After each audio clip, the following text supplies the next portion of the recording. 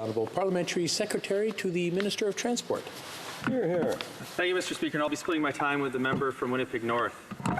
Mr. Speaker, it is an honour to stand in the House today on behalf of the people of Burnaby and North Vancouver to speak in the strongest possible terms in favour of this motion. Canada and the world are in a very real and urgent climate crisis.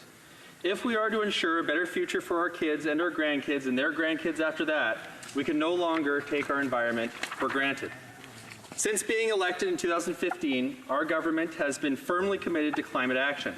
The Pan-Canadian Framework on Clean Growth and Climate Change is a comprehensive framework that will ensure that we meet our Paris targets and go beyond them. I encourage everyone in this House to read my 10-page report on the topic entitled Our Government's Work on Climate Change and the Environment. It is available on my website at terrybeachmp.ca/policy. I have a special guest with me today, Mr. Speaker, my daughter Nova, who is now 5.5 months old. This is her first trip to Ottawa, and I thought that there was no better opportunity for her to visit this House than during a debate on the defining issue of our generation. Hear, hear. The IPCC has made our collective impact on the world very clear. Already, the human race has warmed the planet a full degree Celsius above pre-industrial levels. If we do nothing, this will increase to 1.5 degrees between Nova's 12th and 34th birthday. We are running out of time. Climate change should not and cannot be a partisan issue.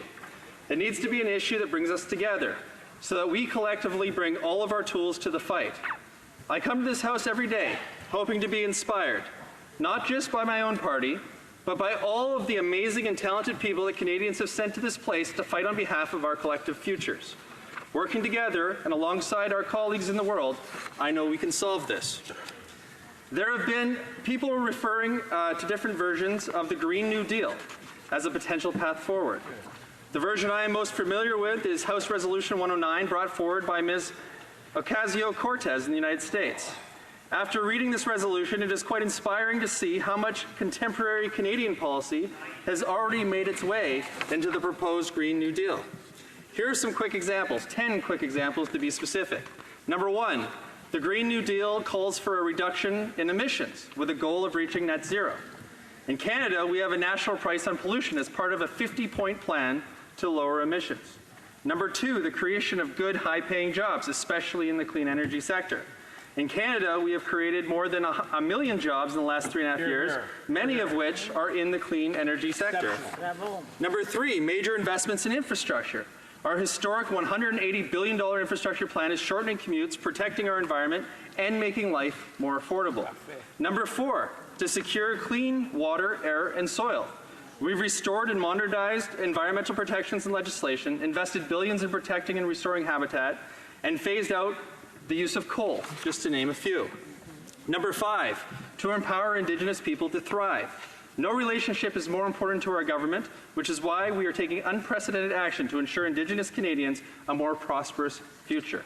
Number six, to have 100% clean power. We are on track to have 90% of our power come from non-emitting sources before 2030. Excellent. Number seven, to upgrade buildings to be more energy efficient. In Budget 2019, we dedicated more than $1 billion to do just that. Number eight, to invest in transportation infrastructure and electric vehicles. Just this week, we announced a further $1.4 billion investment in SkyTrain capacity, not to mention the $300 million in electric vehicle incentives and $250 million in charging infrastructure that has already been announced. Canadians have told us that they want to drive their electric vehicles from Vancouver Island to Prince Edward Island, Mr. Speaker, and we're making that a reality. Number nine, to increase forestation.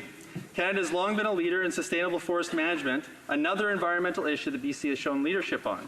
And number 10, to invest in research, we'll talk about the Conservative plan later, to invest in research and development. Our government has recommitted Canada to be a leader in research, science, and development. In Budget 2018, we made the largest investment in science and university research in Canadian history. Obviously, these measures don't get us the whole way we need to go, but they do represent a significant down payment that is putting Canada on the right track. Just this month, Clean Energy Canada, a think tank at Simon Fraser University, released a new report entitled Missing the Bigger Picture. In this report, they detailed the extraordinary growth of the Canadian clean energy sector. Canada's clean energy sector grew at an annual rate of 4.8% over a period of 7 years, In 2017, this sector accounted for 298,000 jobs spread across every province. In 2017 alone, there was $35.3 billion invested in this space. $5.3 billion was invested in British Columbia and accounted for 32,000 British Columbia jobs. British Columbia's leadership as the first province to set a price on pollution has given it a noticeable strategic advantage. In fact, if you look at the Global Clean Tech 100 list, out of the 12 Canadian companies that made the list, half of them are located in British Columbia. So let's talk about carbon pricing. In BC, where this was first implemented in 2008, we witnessed a 16% reduction in per capita fossil fuel use, while per capita use increased by 3% in the rest of Canada. During this time, BC also enjoyed the best economic growth in the country. To be clear, a market-based economic incentive has to be a part of the solution if we're going to reverse the trajectory of climate change. And carbon pricing is effective for 4 primary reasons. First, it gives every person in business an economic incentive to make better environmental choices. Second, it speeds up the tipping point at which renewable energy is cheaper than fossil fuels. Third, it gives Canadians an advantage in building innovative clean energy companies and technologies. And fourth, and most importantly, it helps save the planet, and it's the right thing to do for future generations. Done correctly, our policies will work to protect the environment and grow the economy at the same time. I'd recommend that individuals in this House read my other report entitled Our Government's Work to Strengthen the Economy.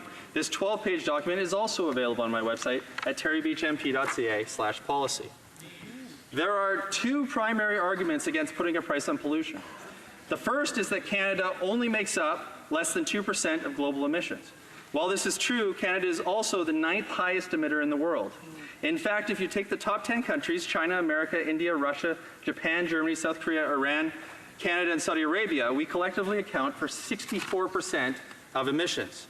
This also means that countries that contribute less than 2% of emissions individually collectively account for 46% of emissions. This gives Canada a very special opportunity to be a leader in the world.